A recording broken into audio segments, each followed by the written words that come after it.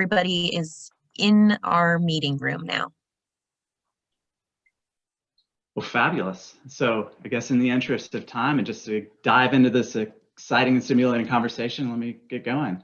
Welcome to the Renton Chamber of Commerce Diversity, Equity, and Inclusion Community Conversation Series. My name is Sean Greenlee, board member and DEI liaison for the Chamber. I'm here in collaboration with your Chamber CEO, Diane Dobson. We're also co-sponsoring this with the Kent Chamber of Commerce and CEO, Zenobia Harris. I want to thank the City of Renton, Preeti Sridhar and Benita Horn for their partnership and ongoing support of this program. I also want to acknowledge Rock Project Management, Renton Technical College, and Dr. Linda Smith for their continuous engagement and support. Our goal is to help support our member organizations and community navigate this journey while learning ourselves. We seek to provide additional resources, community collaboration, and shared mentorship as we look to tackle these complex issues. We must work together and leverage each other's knowledge while acknowledging that many of us are operating under resource constraints. Creating an inclusive environment with improved employee and community engagement is critical to success, both in the workplace and for improved business results. Leading today's forum will once again be Benita Horn, Inclusion and Equity Consultant for the City of Renton. The focus of her consulting practice is organizational development through a social justice lens. Most of her clients are government entities and nonprofit organizations. Benita has also moderated many forums about race in the Seattle area. In this session, we will explore the impact of prejudgment and bias. We will also discuss the effects of mental health. We will have the opportunity to hear from James Donaldson and his experiences in these areas. Finally, we will break out into small discussion groups where we will reflect on these experiences and how this shows up in our lives and communities. We want to encourage this session to be an open forum where you, the community, ask questions and share insights. We'll be monitoring the chat box for these. Please be respectful of others. Many of us are at different places in this journey, and knowing how and where to start is a great first step. We're all in this together. And with that, Benita, I pass it over to you. Thank you, Sean. This is actually the first of a two-part session. So next month will be part two as we look further at the impact of prejudice and bias. And you know, the human interactions are so dynamic. Sometimes our communications, what we say or do, is received the way that we intended. Sometimes it is not. And when those misfires occur, sometimes it can often leave us wondering, you know, what happened and why. Sometimes those interactions can result in an impact or outcome entirely different than the one that we intended, you know, up to and including someone feeling hurt or feeling that they were treated in a disrespectful manner or treated in a way that they don't understand. And so, you know, a lot of this comes from prejudgment and bias. There, in the last couple of decades, a growing body of research has been done in this area, and reports. There are significant reports, and we draw our resource material from a lot of the material that we've looked into. And so you saw both on the Chamber webpage, and we'll also be providing you later in this session some additional resources that will help you on your journey. You know, if our goal is that, you know, there is alignment between what we intend to say or do and how it's received by the other party or parties, then we hope by the end of these two sessions that you'll have some resources to help you on that journey. So that, I'm going to turn this over to Preeti Sridhar, who is going to introduce our presenter this evening. Thank you, Benita. I'm Preeti Sridhar, and I'm the Deputy Public Affairs Administrator with the City of Renton. It's really my honor and pleasure to introduce James Donaldson. So James has completed a 20-year professional basketball career in 2000, and he established the Donaldson Clinic. He's a strong advocate for women and minority-owned businesses and has been involved with various chambers of commerce. He's also a strong voice for racial justice and equity. He understands what it takes to sustain a strong business environment that is conducive to the success of businesses overall. James is a Washington State University graduate. After an outstanding basketball career with WSU, he went on to play professional basketball in the NBA with the Seattle Supersonics, San Diego LA Clippers, Dallas Mavericks, New York Knicks, and Utah Jazz. He's also played for several European leagues, then toured with the Harlem Globetrotters. In 2006, he was inducted into the Pac-10 Sports Hall of Fame and the WSU Hall of Fame. But more than all of this, he is an advocate of youth, mental health, and devotes most of his time to community activities and the Gift of Life Foundation, speaking on mental health awareness and suicide prevention. James frequently conducts speaking engagements for organizations, school youth groups, and is the author of the published Standing Above the Crowd, of which you can learn more at www.standingabovethecrowd.com.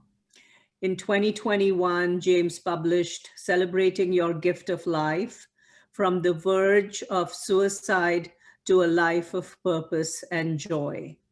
Again, www.celebratingyourgiftoflife.com is where you can get this. He's been a strong regional leader, and he's looking to build connections with people throughout the region, especially South King County. James is also standing for election as Seattle mayor. But above all, and beyond all these things I said, James is a personal friend of mine. And it's my great pleasure to welcome James Donaldson. Thank you. Thank you so much, Preeti. And it's good to see everybody in our group here today. I know we did a planning meeting a week or so ago, and it's great to meet everybody then. I tell you, it's just a real blessing to be able to be part of our group today, part of our discussion, to share a lot of experiences I've gone through as a business owner, community leader, athlete, scholar, educator, all these kind of things that I do over the years. At 63 years of age now, I feel like I still have so much more to go, so much more to give, and that's what keeps me going on. So, but I really like sharing my experiences and helping other folks out who are going to be traveling the same pathways and encountering a lot of the same situations that I have over the years. It hasn't always been easy. Matter of fact, it rarely is easy. We have to continue working, and a lot of times being twice as good to get as far or even half as far sometime, especially as communities of color, people of color, individuals of color, as we're going to be talking about today. Don't know where really to start other than share some of my background. Preeti did an excellent job introducing me, and I thank you very much for that. That gives you a snapshot of a lot of things I've done over the years. I've been a 40-year Seattle resident. So I came here after my graduation from Washington State University back in 1979, graduated from there and moved over to Seattle to join the Seattle Supersonics in 1980. And I played here my first 3 NBA years, 80 to 83. And that's why Seattle and the Northwest became home. Before then, I had no idea of what the Northwest is all about. I grew up in Sacramento, California. And, down in California, we're our own little universe to ourselves. So nobody else matters, it seems like, and nobody else seems to be that much on our radar, especially as kids growing up. But, I really look forward to the opportunity to spread my wings and to grow as a person, as an individual, which is one of the reasons I took the opportunity to go to Washington State University on an athletic scholarship. Along the way, had great mentors, and I give I give so much credit for the way that I turned out as a man, because as a young boy, I had great role models even then. My father, who I dedicated my first book to, and is still with us at almost 94 years of age. But he has been a lifelong role model for me. A 20-year Air Force veteran and staff sergeant, so he's got that militaristic background, that discipline, that structure, that training that he implemented in me at an early age.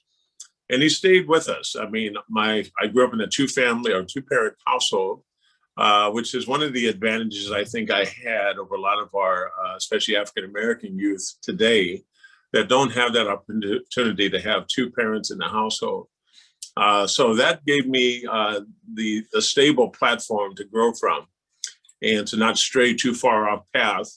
Always have my goals in mind, thanks to my mom and my dad, keeping that in us. They were big advocates of education, much more than athletics. And so I was a latecomer to athletics, not until my high school years did I get serious about athletics, but I was always a good student. And so that really started, getting me going in the direction that I came on with.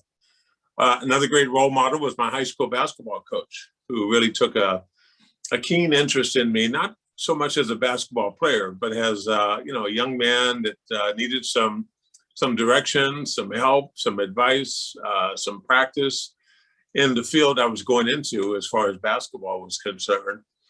But even taking it back further than that, back in elementary school, there was the old crosswalk guard, old elderly guy named Bob who walked us across the streets, and his name was Bob, and we all called him Crosswalk Bob, and he knew our names as well. Those days back then, it really was part of that village that raised the children. And I hope we get back to that one day, because I think that really gives our kids an advantage in growing up to be who they're going to eventually turn out to be.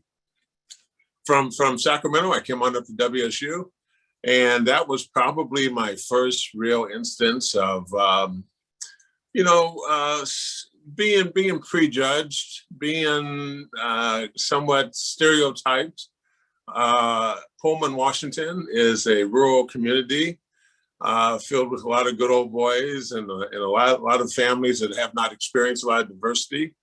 I worked every summer at the chemical fertilizer plant, Palouse Producers back then, and I was the only Black person on the staff. We had a bunch of good old boy white guys who were working out there with me. And I remember coming in one day and to our little break that we had around the soda machine, and overheard our group, the group I was working with, talking about what soda they were going to pull from the machine.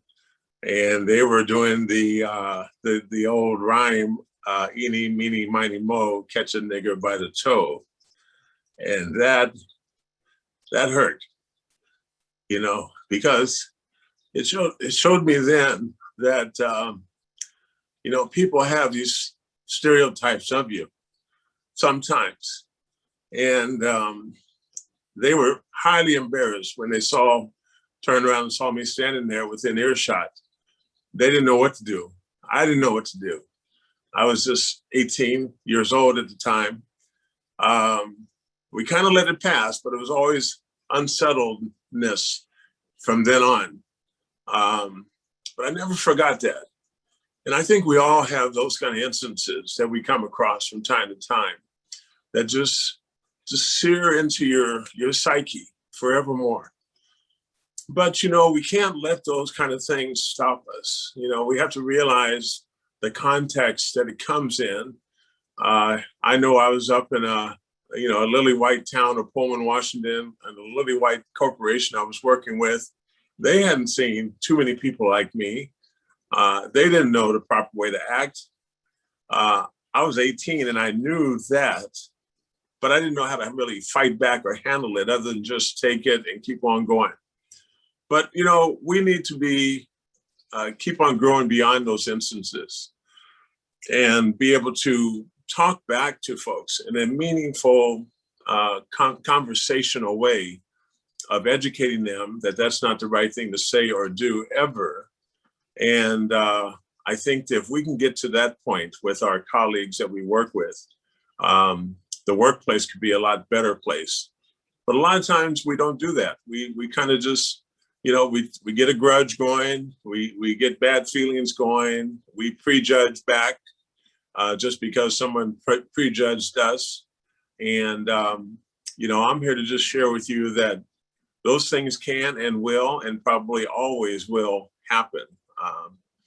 I'm a student of Martin Luther King Jr., and one of the great speeches he talked about was that he cannot change the hearts of men. You know, he can't make another man love him, but he can make him, he can't stop him from lynching him by paying the price for doing so. And so as we see all these social situations playing out now, we have more recourse than ever before. Attorneys that we can work with, you know, lawsuits that we can file, media that can cover our stories and get our stories out there. So don't be afraid to call attention to an injustice that's being done. I've lived long enough to know that and to see that and experience it many, many times. I mean, I'm a larger than life and taller than life African-American man. So, you know, I get stereotyped all the time anyway, just into the basketball category. I must be a basketball player. It's almost a demeaning insult to me because I know that the stereotype with most basketball players is not the most positive thing. And so I always have to fight to stay out of that box and show other people that, hey, I got a lot more going on than, you know, being a basketball player. So, you know, those kind of things I just want to share with you, that you're going to go and experience those things from time to time. Don't let it stop you. Don't ever let it stop you. And when you get a moment, when the moment's right, pull that offending person aside and just have a cordial conversation, not confrontational, a cordial one. And just let them know what they said hurt you. And maybe there's a better way for them to say it if they're ever going to say it again. Or let them know that that's a very offensive statement that they did make towards you. And you can go so much further in your workplace. You know, from my basketball life, I traveled all over the world, got a chance to meet so many people. And I'm one who feels like individuals can get along with individuals anywhere in the world. You know, all we need to do is sit down and break bread together. And we seem to put our prejudices and our bygones beside on the sideway. And that's good. It's our group think. It's our cultural think that a lot of times enslaves us into thinking a certain kind of way. But I've learned that individuals are individuals. And, you know, we have good people. The vast majority of us are very, very good people. And we do have some bad people, of course. That's always going to be in every walk of life. And so I treat people as individuals. I try to look beyond the culture, the race, you know, even the gender sometimes, and just really say, hey, you know, we are two people sitting here just having a conversation. Just this morning, I went down the block and visited with a couple of elderly neighbors of mine. They're both in their mid-70s, almost 80 years old, white folks, and sat on the front porch with them, had some coffee and a donut. And we're talking about a lot of things going on in the world, and they don't quite understand a lot of the things that are happening. You know, why the ongoing violence, why the nonstop media coverage of police officers shooting Black people, the politics that are involved with it all, the media ratings boom that gets involved with it all. You know, they don't understand. And so I was kind of just talking to them a little bit, trying to help them have some better understanding of the big world picture that's going on around them. They're not very tech savvy. They told me, matter of fact, they only have a TV. So they hear a lot of this stuff on the radio or on their computer screen, but they don't even have a TV to watch 24/7 news. And good for them. They can get away from this stuff sometimes. But that's the way you build these bridges, is you just sit down and talk to people individually and let them know how things are going and your thoughts. They get to know me as a human being, strip away all the other things that I've done. I get to know them as human beings, strip away all the other things that they've done. And so that's really the essence of it all. After my basketball career, I got into the world of business. I never, ever thought I'd be a business person growing up out of Sacramento. I didn't know anybody who was a business person growing up. And therefore, I didn't take any business courses over at WSU. I really thought I was going into teaching and counseling, those kind of things, majored in sociology, minored in psychology, really had a fascination for human behavior and interaction and those kind of things. And so that's what I really thought I was going to be going into. Business was the furthest thing from my mind. But, you know, out of a very adverse situation playing NBA basketball, I had a very serious knee injury midway through my career that just sidelined me for about 8 months. You know, we didn't know if I'd ever come back, ever be able to run and jump again and play and all these kind of things. And during that time, I was going to physical therapy 3 or 4 days a week. And I got to talking to my therapist and to my nutritionist and to my team doctors about how the body recovers from these kind of serious injuries, how to make the muscles and the tendons strong again. And that's what got me into the world of physical therapy. I knew at that point, back in 1989, that this is what I want to do. I want to open up a physical therapy business. I want to help other folks that might have this kind of situation going on in their lives. And so it helped me into that world of physical therapy. I found a physical therapy partner to partner with, and we started up the Donaldson Clinic, which ran for 28 years in multiple locations throughout the Puget Sound. Our main headquarters was up in Mill Creek. We had locations in Kirkland, also in Mukilteo, the central area of Seattle, and the Hilltop in Tacoma. And those two, Hilltop and Tacoma, Seattle, were my two personal, passionate favorites. I mean, this is where I was very involved with our communities. I was hiring from the community. All of our employees, you know, lived in the neighborhoods. We took great pride in being a professional service business in the heart of these deprived and disadvantaged neighborhoods that don't get a chance to see these kind of businesses too often. I took great pride in being a professional African-American male role model, someone who could be a positive example for our young boys especially, but all of our young kids, going to schools, talking to them, working with them, mentoring them. And that's really what my big joy came out of all of that. We never made any money in those two locations. Matter of fact, we supplemented a lot of it from our Mill Creek corporate location, but that's okay. I was the boss. I can call my shots. I could do things that I wanted to do. And I didn't have any partners at that time. So I was able to go ahead and do and fulfill my passions of giving back to our communities. I was mentioning to our group last week or so that as a business owner, sometimes you're going to be faced with situations that you have to step in and rectify, step in and resolve as soon as you find out about it. And we did have a situation. I don't know if you know much about the physical therapy industry, but it's virtually a lily white industry. I mean, you see very, very few students of color going into physical therapy for whatever reason.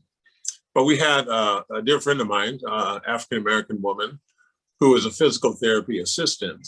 I've known her for years and years, still know her very well. We go to church together.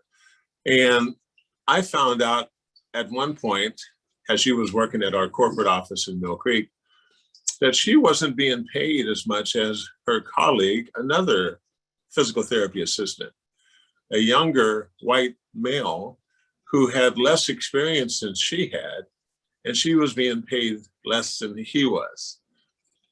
I tell you, I hit the roof. Once I found that out, because she came and told me, and she didn't tell me because I didn't look at all the payrolls and all the books and things. I had a management team to do a lot of that. She came and told me, she said, James, they're treating me like domestic help around here.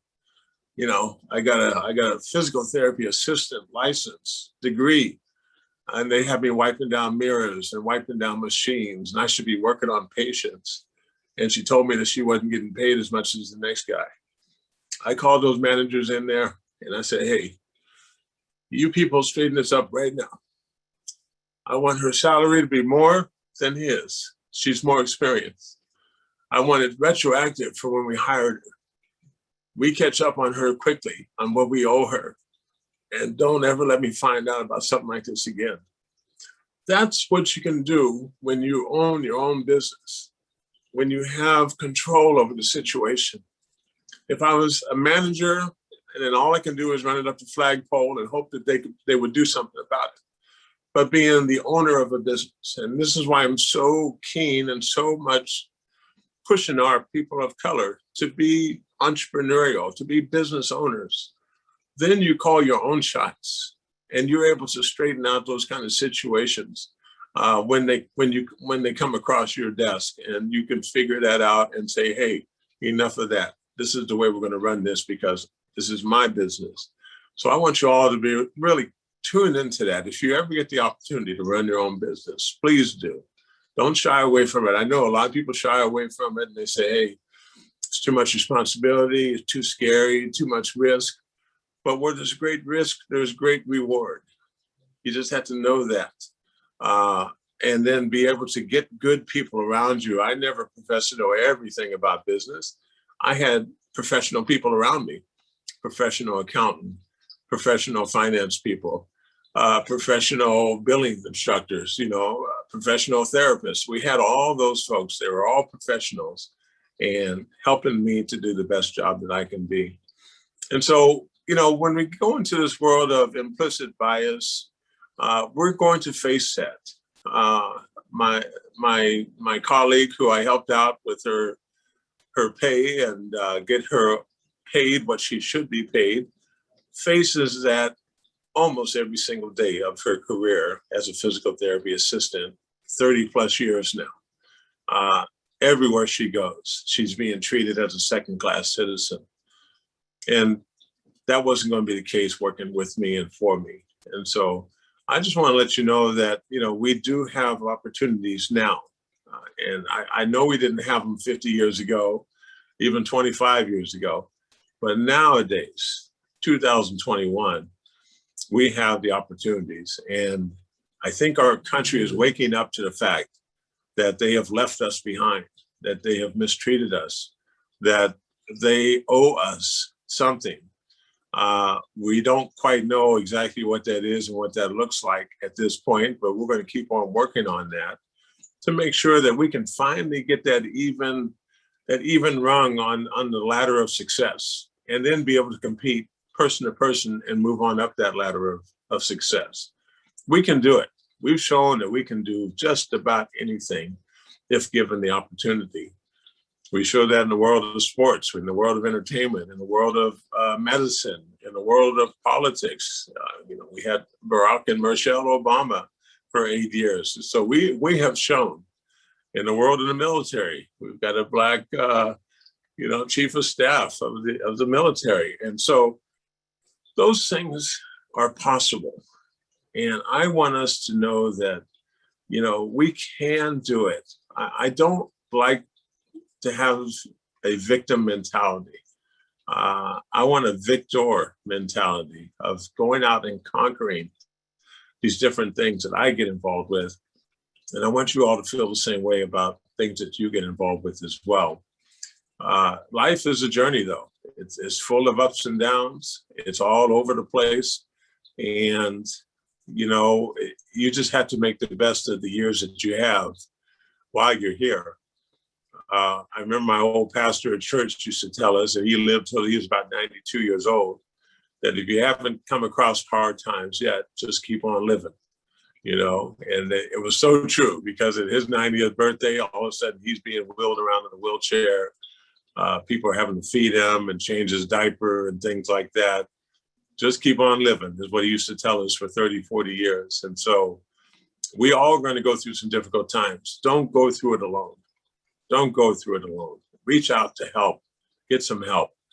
This is what I wrote my latest book about, my Celebrating Your Gift of Life. It's all about overcoming those temptations of suicidal ideations and the anxiety and the depression that accompany that. So too many of us stigmatize it in our communities of color. It's a big taboo topic that we don't want to talk about. But we have to get beyond that as well. You know, there's no shame in that game of asking for help. And that's what I did when I went through my serious bout of mental challenges as little as 3 years ago.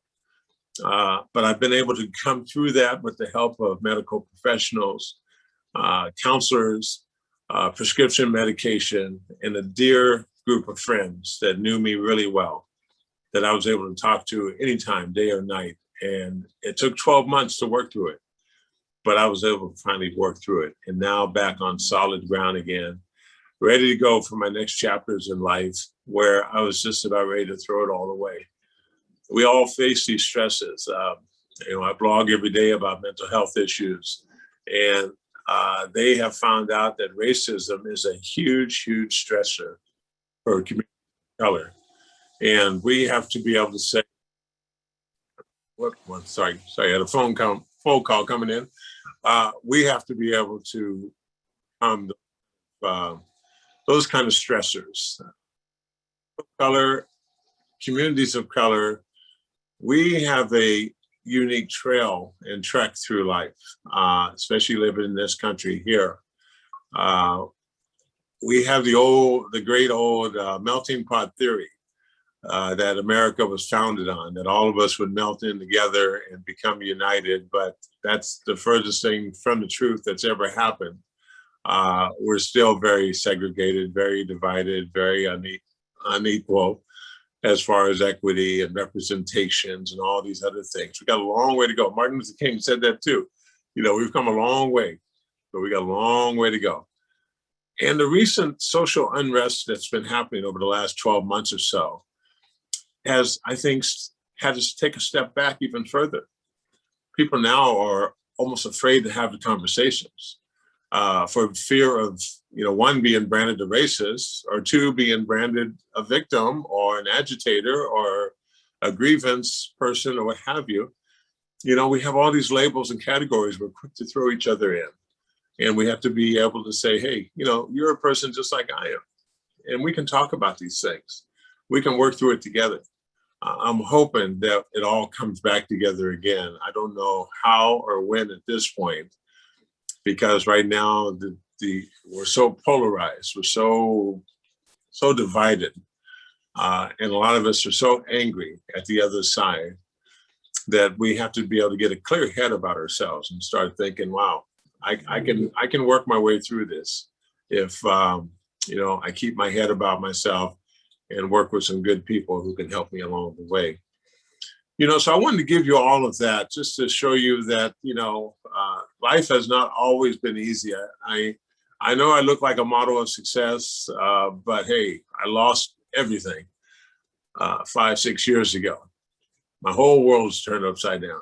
All the work that I had put into it, all the money I had saved, the house that I had bought, the marriage I had, everything went away.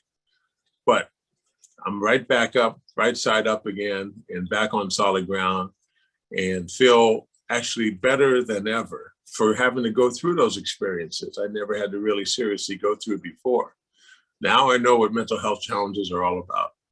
And I can feel and empathize with everybody going through any kind of challenge at this point in their lives. And that's what I really want to do. So whether I become the next mayor of Seattle or not, this will be definitely a big part of my my playbook moving forward, hopefully for the next 20, 30 years. I want to stop there and just kind of pass it back to our panel and have any questions at this point, or how we want to further discussion as we go through. Yeah, Okay. Thank you, James. I've got so many, I don't know if there's time. And once again, I would like to encourage audience members to put your questions in the chat box, because we'll be monitoring it. A couple of things. One of our recent community conversations was on courageous conversations. You know, how do we speak up? You know, when we encounter some of the situations that you outlined from your own lived experience, you know, what do we say? I really valued your saying, you know, let's, you know, have hold a cordial conversation. And yet a lot of us, you know, are still struggling with how to even get started when someone says something or behaves in a way that is truly disrespectful or offensive. So, what ideas or suggestions would you have for those of us who may just really be beginning to build our mental muscle, if you will, in having these courageous conversations? Yeah, I think it helps if you can kind of put yourself in the shoes of the person that you need to have a conversation with.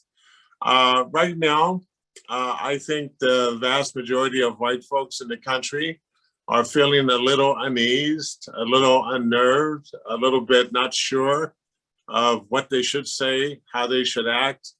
And I think we, as our communities of color, have to realize that that's most likely how they're feeling.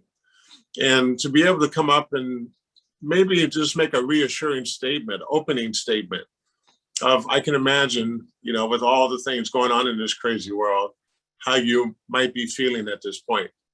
And I'd like to talk to you about it. See, then that's a statement that kind of helps disarm the situation, bring the walls down, ease the tension and the stress, because they're looking at you in a particular way, you're looking at them in a particular way. And I think with us communities of color, we have to just say, hey, I know you're probably bothered by all the stuff you see on the news, but can I talk to you about some of those things? And you'd be amazed how open people become. It's like the conversation I have about mental health over and over and over, the same kind of way. The last thing people want to feel is feel like they're being judged, because that puts them right in their protective shell and they don't want to come out of there. And so if you can go about it in a very non-judgmental, cordial kind of a way, just make it simple, make it easy, sweet, short. I think that'll go so much further than coming at them in a confrontational kind of way, which is the last thing that anybody wants to see at this time and day. And Benita, I hate to interject here, but I wanted to let you know we did have a question in the chat that says, any advice on how to ease tensions on social media, from James?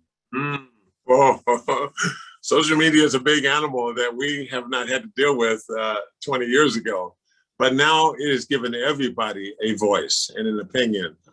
LeBron James, NBA superstar, just got in trouble yesterday for tweeting out one of his tweets with the officer that shot the teenage young African-American woman with a knife, shot and killed her as she was attempting, allegedly, to stab another teenage girl. LeBron James put the officer's photo up there and said something about you're next and accountability or something like that. Caught a lot of flack, had to take that thing down real quick. But this is the power of social media. And power, like anything, can be easily abused if you're not careful with it. You'll see if you follow me on social media, all my stuff is always positive. I come across, sayings, inspirational sayings, loving sayings, togetherness sayings, and I always just keep on reposting those things out there all day long. People love that stuff, but that's what I use my social media for. It's not to confront and not to throw out or not to agitate the situations that are going on. I mean, I felt like it after I saw LeBron James's thing. I feel like a lot of things, but I got to catch myself and say, well, okay, thousands of people are getting after LeBron already. It doesn't make much difference if it's 1,001, me, jumping on that bandwagon. So let's hope that he learned a lesson. And my advice is to use social media responsibly. It's a very, very, can be a negative influence in our lives in so many ways if we're not careful.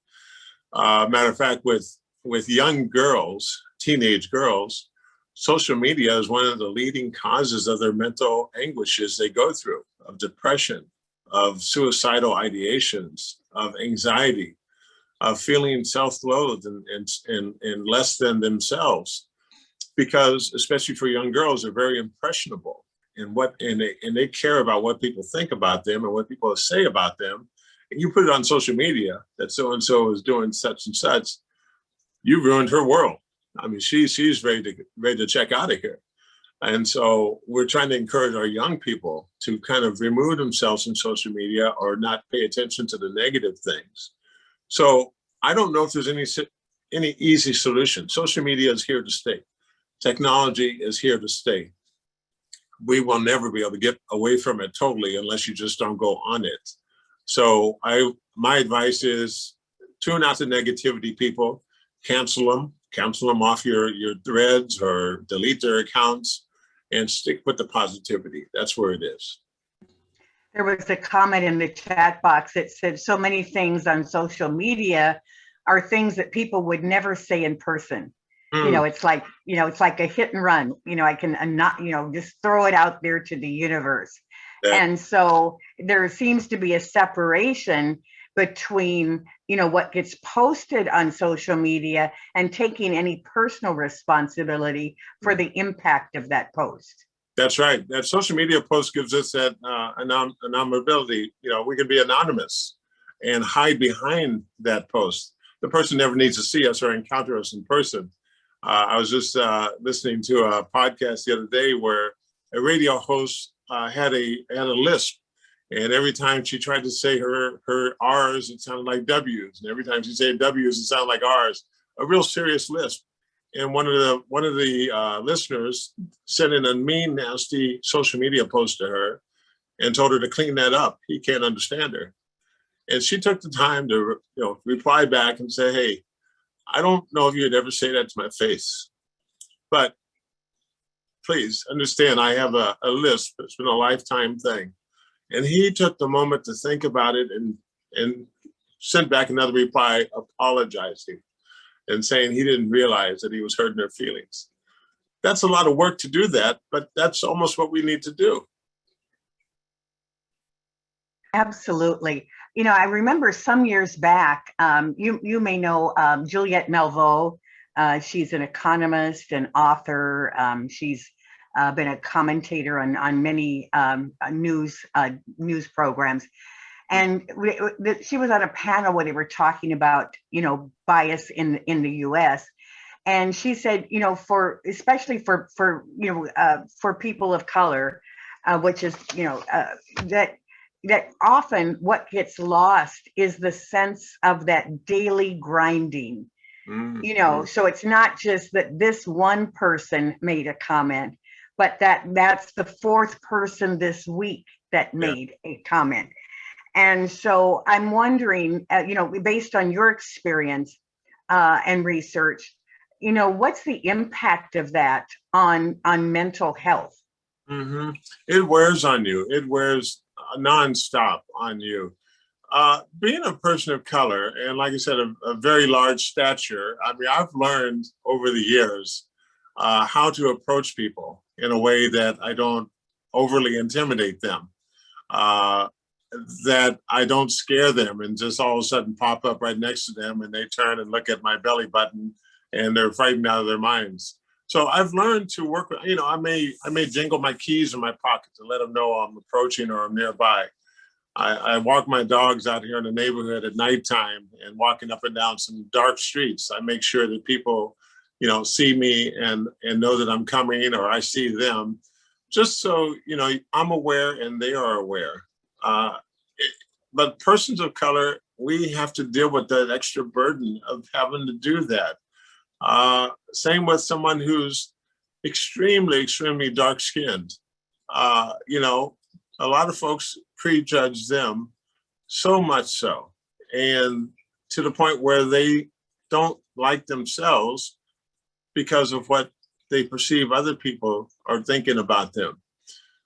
So it does wear on your mental faculties. You have to just be able to be okay with you, but at the same time, realize that other people don't know you until they actually sit down and know you. James, I thank you. I hope you have time to look in the chat and see how many affirming comments there are expressed to you and what you've shared with us, and even how inspiring your words have been to some members of the audience. So I really want to turn this now to the audience. You're going to be going into breakout rooms for the next 12 minutes to have a chance to talk to others in the audience today, and we would like you to guide your conversation. We've got a couple of questions to help you frame your discussion. And first of all, if you don't know everybody in your breakout room, at least take no more than 15 seconds per person to introduce, who are you and what's your association? Benita, can I interject real quick before we go? Sure. I just saw a chat come across the screen that someone said, this is all fine, but it still hurts. And for that hurt, you have to seek help. I know a lot of communities of color are real loath to go to professional therapists or counselors, but that's where you can finally start digging through. I know what I say is it all sounds good, sounds nice, but the hurt is still there for all of us. It's there for me too. I'm always working on my hurt. Reach out for professional help. Come on, people, we can do this. I know there's not a lot of professional people of color in the mental health professions, but anybody who's professionally trained should be able to and ought to be able to work with you in a situation. Don't neglect that resource is right there for you. Thank you, James. So as you have a chance to talk to each other, what are you taking away from this discussion? And in what ways will this influence what you do in the community? So in your time together, if you would kind of center your comments in that frame, minimally, what are you taking away? And so, Ashley, are you going to do your magic and get us into breakout rooms? Yes, I will. There's one question that I want to bring up very quickly. Reverend Linda Smith, Black people in POC are constantly being traumatized by events that happen over and over again. What advice do you give to white organizations and these groups? Yes, my advice to them, I take it the question was for me. My advice to them is for those white organizations, those white groups, to stay woke, okay? Whatever your definition of woke is nowadays, it means being aware and take action to rectify a problem in a situation. The last thing that we need anybody to do is stick their head in the sand and act like it's all going to be better all by itself. Businesses, corporations, organizations, they have resources to train themselves further, to bring in professionals to help them along the way to understand better. But you have to stay on top of these things. You got to take a proactive approach, not a reactive approach. And that will help further build a culture of inclusiveness and a friendly culture in your organization that you're working with, if you're able to be proactive and continue building those things for everyone.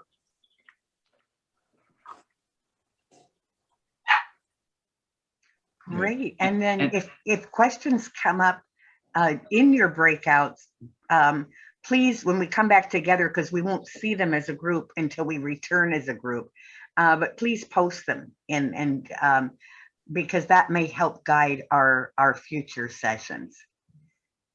And Benita, and everyone, just to streamline the transition and set expectations, we're going to be in the breakout rooms, have a chance to discuss for 15 minutes, and we're going to ask to have one person assigned to share back.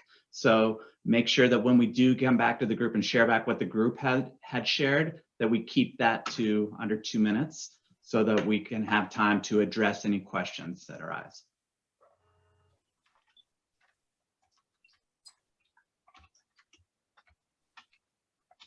Wonderful. And I am going to move everyone to the breakout rooms now. So be prepared to transition. Ashley, Yes. Can you hold on just a sec? Someone asked that we put those 2 questions in the chat. So I'm almost done. Okay.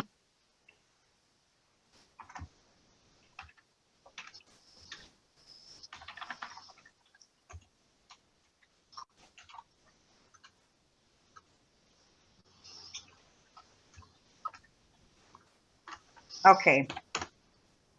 Thank you, Ashley. You are welcome. Okay, everyone, get ready. Okay.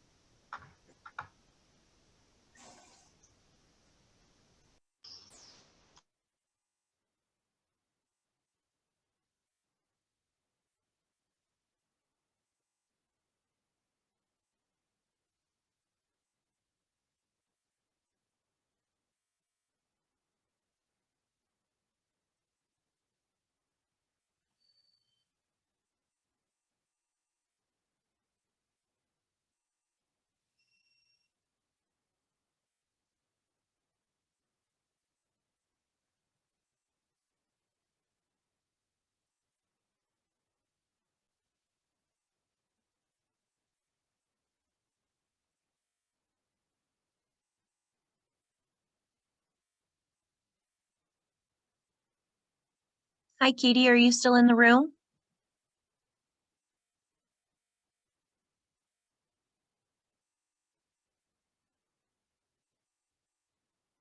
Hi there, Katie, are you still in the main room?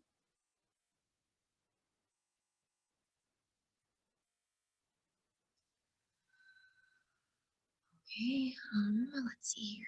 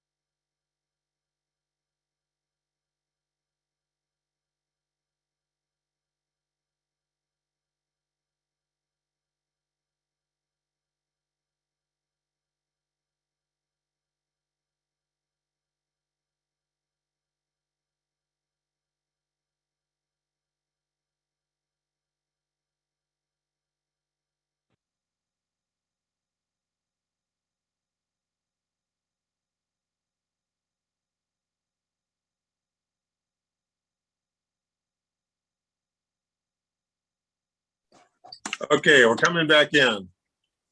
I absolutely, that's probably the worst part about this, is pulling everyone away from the conversation. It's a super privilege of mine to be able to be the technician behind the scenes, because I get to go from room to room and listen in, and it is so hard to say we're wrapping up. So Yeah, I'm really We had a sorry to great- stop all of your discussions. we had a great discussion, a great group. Thanks. And I just want to remind everyone, as we're being joined back, those breakout sessions are not part of the recording. We have no way to record those breakout sessions. Everything there is private. So those are vulnerable, safe spaces for you to have honest discussions with people in the community. But thank you all so much for your vulnerability. Good, good. So I would just like to amplify perhaps what we discussed in our breakout sessions by holding a space. We've got about 8 minutes to just hold the space for anyone who would like to share, not either something that they shared in their breakout room or something that someone else shared without mentioning their names, that really amplified your takeaway. So I'll just open it up to the forum. Who would like to speak to that?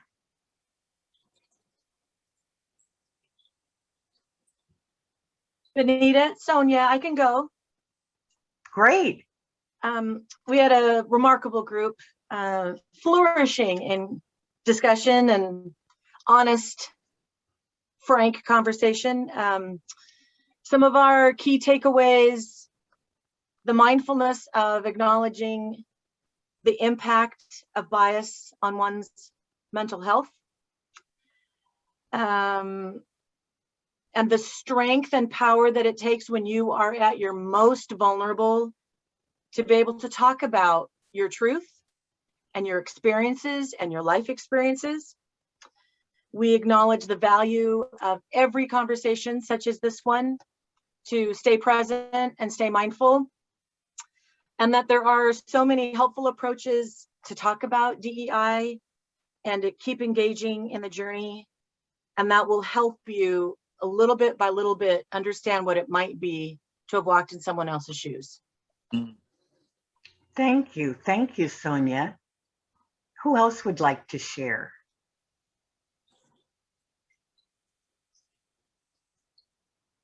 For the wisdom of the room. Hi, this is Karen. I'll share, and I don't want to put one of my team members on the spot, so I won't mention the name, but I thought of a really important discussion about an experience she had had being in a situation, and I think it was relating to a board member, right, and an interaction that caused some discomfort around a DE&I issue, where, and I'll just share what the story was, where the individual had reached out to an African-American saying, can I touch your hair? And she described really being, in my words, mortified and not understanding how to respond. I think perhaps we've all been in situations like that. And, I've learned that not speaking up is part of the problem. And we may not always know in the moment what to do, but what I took away is this individual did subsequently, reflect on it and did some searching around, how to respond in the situation. So I think it's, the awareness and seeking to learn and being able to respond effectively was what I took away from that discussion. Mm-hmm. Yeah, one of the things that came up in my group discussion, and I learned so much from the group, I felt blessed, was the challenge and the tension that so often occurs when Black, Indigenous, and people of color are expected to be the container for educating those around them. Mm. Yeah. And the frustration and angst that can create for the person who's under the spotlight and expected to respond. So What I else?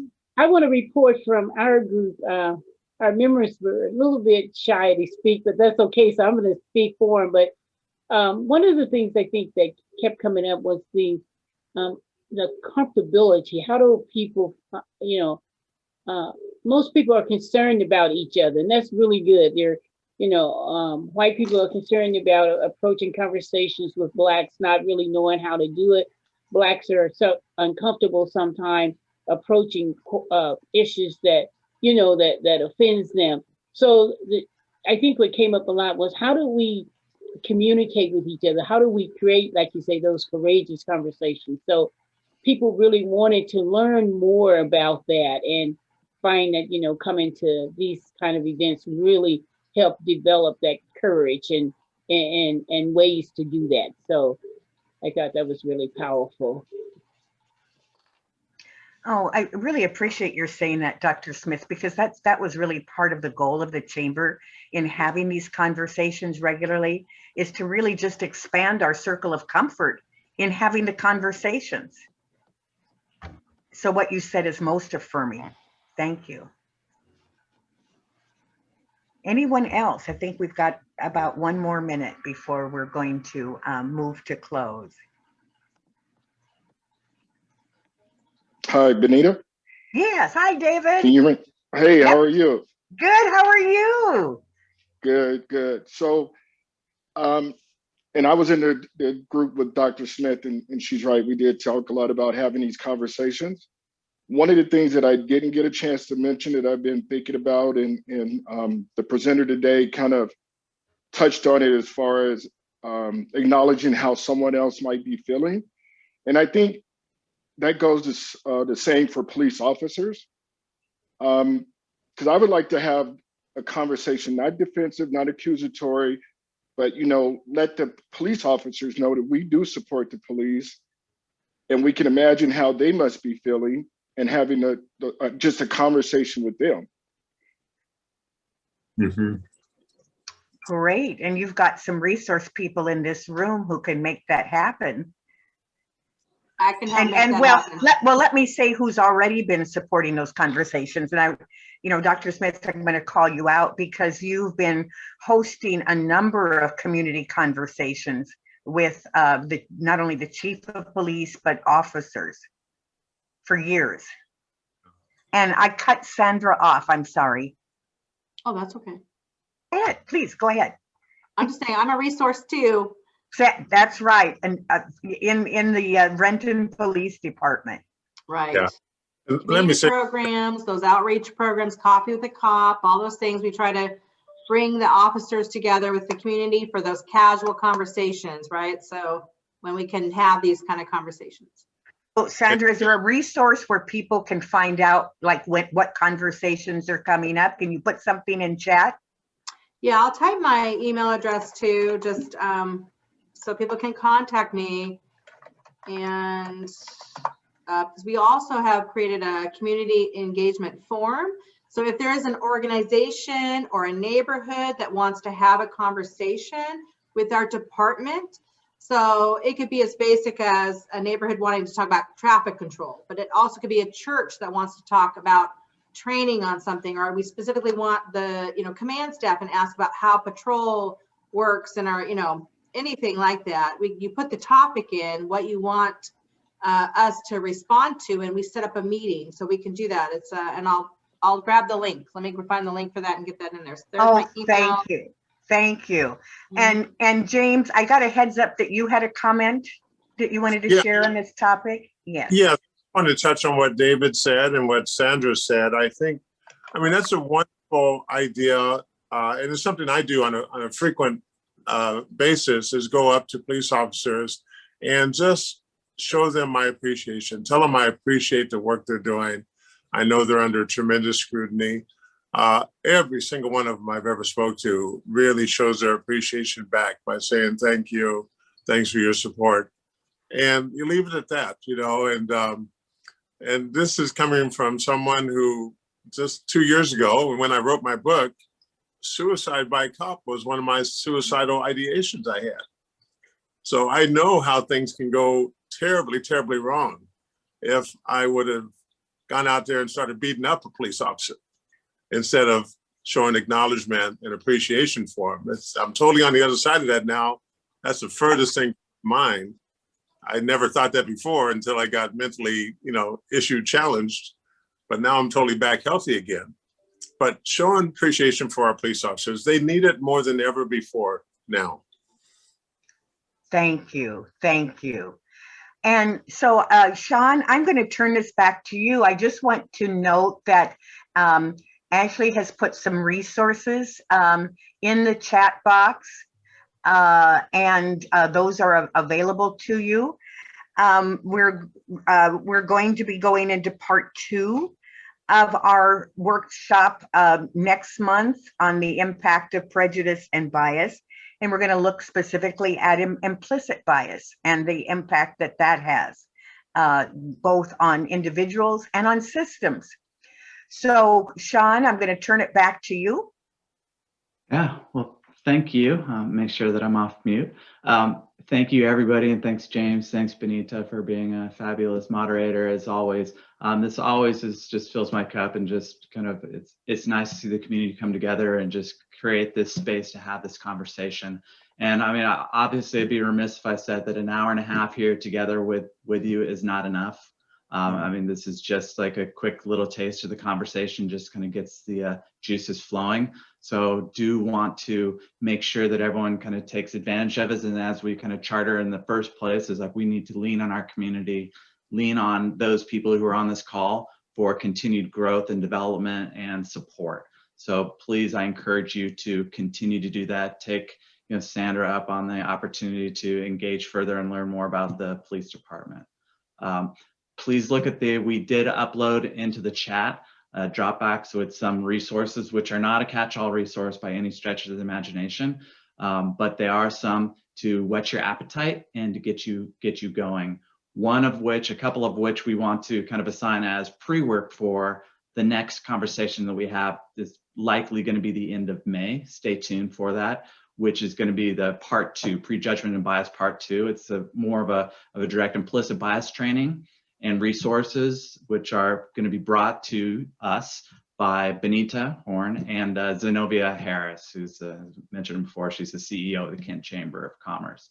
So encourage you to try to go through and take the implicit association test to see where you stand on your biases. Watch some of the videos. There are a lot of things that can help us to kind of understand more of what bias is and what frames up biases. There's one resource that I put out there for the Starbucks Global Academy, which provides a host of different 1-hour trainings that are free, that give us insight into a lot of different biases that are out there, from gender bias to race bias to specific cultural biases to ageism bias. Again, just they're the host of things that we can continue to research out. So hopefully you guys enjoyed this conversation. I always do, and the action that we challenge everyone is just to take action, just to continue to spread the word and influence your organization and peers to get involved. And hopefully we continue to see you in our monthly conversations, and hopefully we see new faces thanks to your word. So that's what I have. Thank you. Diane, do you have anything else in closing you would like to present? Sean, I always thank you for your leadership, and Benita, thank you for your continued moderation, and to the facilitators here. Mr. Donaldson, I want to thank you for being so vulnerable today and sharing not just with us, but your story out into the world, for recognizing and sharing with us the impacts of implicit bias on mental health, and for working so hard to destigmatize mental illness and encouraging others to reach out for support, and by leading by example that it's okay to talk about, and really placing an emphasis on our youth for the same. You are very much appreciated, and I thank you. Thank you. Thank you very much. Great. Well, we'll fabulous on time. We'll give people 2 minutes back to their day to continue to self-reflect. And again, just really appreciative of you guys joining us today in this conversation. Look forward to seeing you again in the future. Okay, thanks everyone. Bye-bye. Thank you.